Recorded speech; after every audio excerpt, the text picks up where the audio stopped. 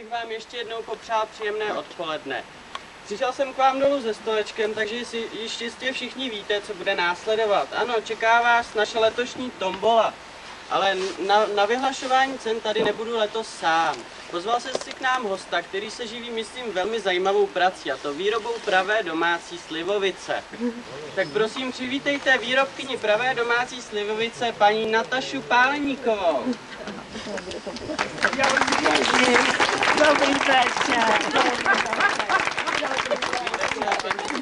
Já vás rád vidím, já vás vítám. Víte, já bych si teď s vámi potřeboval pohovořit jakožto s takovou rozumnou starší osobou o věcech, které... No počkejte, já starší.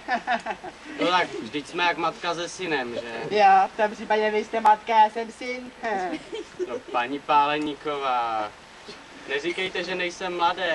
Vždyť jsem jak děcko proti vám. Vy jste děcko, chopili jste z toho jak veka.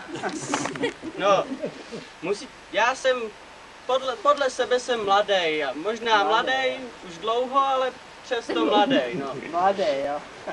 No, paní Páleníková, jestli vám se nezdá mladý, tak jak známo, vy špatně vidíte, že jo? No, já špatně vidím a vy nesíte breje, co jo? Tak já se za ně nestydím. Nevykládejte. No, paní Páleníková, kvůli tomu tady dneska nejsme. Víte, vy jste výrobkyně pravé domácí slivovice. Co jste dělala předtím? Ale to všichni vědí a vy taky, samozřejmě. No, to jistě, ale kdybych to věděl, tak bych se neptal. Já jsem byla letuška, ne? Martinku, já Byla nemůžu. letuška? No jistě. Ti tam No, s dědou, to jste ti. hlídala hangár, ne? Neříkejte, že jste byla ve vzduchu. No to jsem byla. No, paní Páleníková, nevykládejte. Tak pojď. Vy jste No byla jsem ve vzduchu. okukovala podvozek, ne? No teda, snad na to vypadám. No, ne. Já jsem pracovala jako stevardka. Na palubě letadla? No ano. Tak to se nedivím, že už u nás nehnízdí orel skalní, protože juknul do okýnka a radši odlít, že jo? Ale prosím vás, jestli mě chcete urážet, tak já nemám čas. No, paní Páleníková, co bych vás urážela? Vy byste teď měla být v muzeu letectví, někde postavená vedle nějaký vrtule, ne? Tak a teď jste mě urazil. A co bych vás urážel? Vy jste exponát. No, já nejsem žádný exponát, vy jste mě urazil. A co bych vás urážel? Já se ho přistihla, teď mě urazil a já jdu. Já nemám čas, já se už musím připravovat na svatbu, víte? No, vy se hodláte vdávat?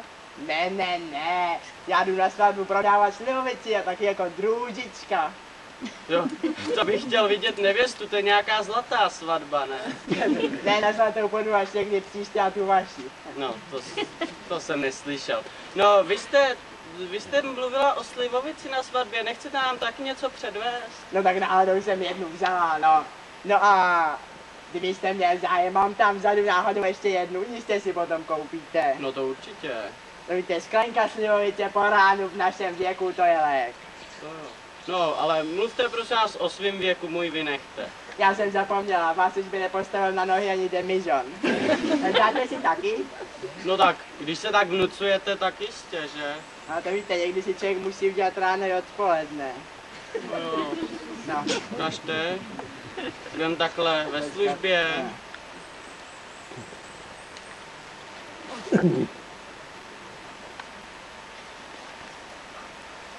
No. Promiňte, paní Páleníková, vy jste ušpinila sklenici taky kvůli mě? Proč? Snad jenom smočíte sousáček. No No tak. přece v tom nebudete koupat. No to nebudu, ale přitlačte na pípu, to jako zas odsud pocud. No zase bych vám nerada lila dalšího panáka, než jste vy sám, víte? No, jen nalejvejte. No tak, na zdraví. Na zdraví. To je materiál, to víte, já to pálím i světema. Já jsem si říkal, že mě něco praštilo do nosu. No, To byl suk asi. no, Dáte si ještě? no tak, proč ne, jen nalejvejte. No. To víte, já jsem sice abstinentka, ale zase nejsem fanatička, no jo. No. Tak, To je důležitý, to jo.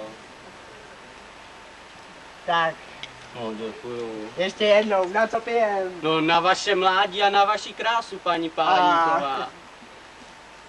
No, Ergo, dejte si ještě jednoho. Teda, paní Páleňková, vy se mně zdáte mladší a mladší. No, já si ještě jednoho nahnu, tak vás budu přebalovat. A co my jsme rozdali ty ceny, pane? No vidíte, málem bych na ně zapomněl. Já kam No tak jsem je šup dal? pro mě, no. Já nevím, kam jsem je dal teď. No tak hledej, smudlo, šup. No tak jsem s nima. No. Už jedu.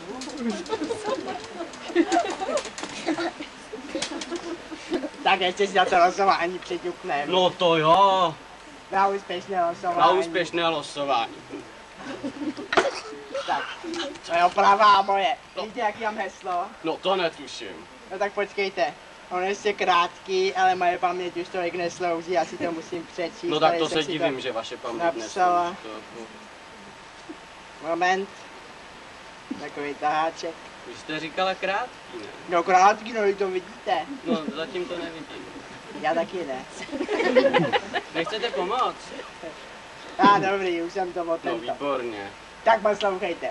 Pije pán a pije paní, pije kněžstvo, pijou kmáni, pije hop a pije družka, pije sluha, pije služka, pije mdlí i čertkým šije, pije černoch, bělok pije tulák, pije stálý, pije hlupák, pije znalý, pije chudý i nemocný. No počkejte, prosím vás, aby jsme to rozdali ještě dneska, jo? Tak Ne, to ještě pokračuje. no, že vás přerušuju No, vůbec. pije štvanec i bezmocný, pije chlapec, stařec díky, pije biskup s kanovníky, pije sestra, pije matka, pije bratr, pije babka, pijou tito, pijou oni, pijou stovky, miliony. No to je heslo, co? No, To je tam ze středek poezie, jako kdyby už tenkrát věděli, že se narodím.